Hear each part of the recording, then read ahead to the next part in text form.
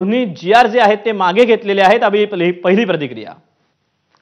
असं आहे की ज्या पद्धतीने या सरकारने हे दोन्ही जी-आर आणले सक्तीचे हिंदी संबंधी, हो.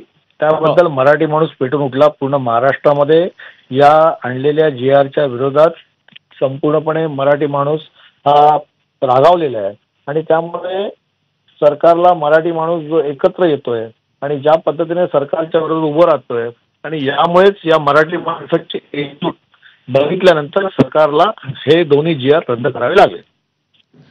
मात्र सर आता यानंतर एक प्रश्न उपस्थित होतोय तो म्हणजे की मोर्चा निघणार की रद्द करणार?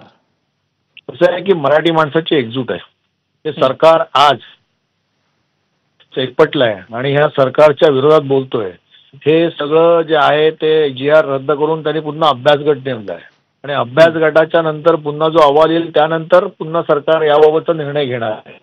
सरकार किती कशा पद्धतीने फसवणुकीचे अनेक आपल्याकडे नमुने आहेत आणि त्यामुळे शेतकऱ्यांची घोषणा केली जाते आणि पुढे काही होत नाही आणि त्यामुळे मराठी माणूस आता जागा झालेला आहे. तो जागृत आहे आणि या मराठी अस्मितेसंबंधी मराठी भाषेच्या अस्मितेसंबंधी मराठी माणूस आता एकवटलेला आहे. त्यामुळे जर सरकारने मराठी माणसाची एकजूट म्हणून त्यांच्यावरती जो दबाव आला त्याच्यासाठी हा जी-आर रद्द केला असेल तर यापूर्वी का केला नाही?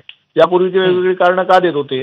त्यामुळे मला असं वाटतं की मराठी माणसाचा हा जो मोर्चा आहे हा माननीय वरिष्ठ नेते याबाबतचा निर्णय घेतील, परंतु या सरकारच्या विरोधात हा जी-आरच्या विरोधात संपूर्णपणे मराठी माणूस हा एकवटलेला आहे. हा निर्णय होईल. आज जर जी-आर रद्द झाला असेल तर विजयोत्सव होईल. म्हणजे मोर्चा निघणार यावर एकमत आहे तर याबाबतचा निर्णय वरिष्ठ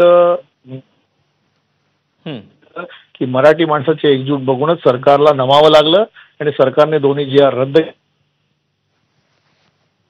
हे मराठी माणसावरती लादण्याचा प्रयत्न करत होते. हा महाराष्ट्र आहे, कोणाखाली दबला जाणार नाही आणि त्यामुळे माणूस एकवटला आणि त्यामुळे या एकवटलेल्या दबावामुळेच सरकारला दोन्ही जी-आर रद्द करावे लागले. सर धन्यवाद आपल्या सविस्तर प्रतिक्रियेबद्दल. तेव्हा आता हा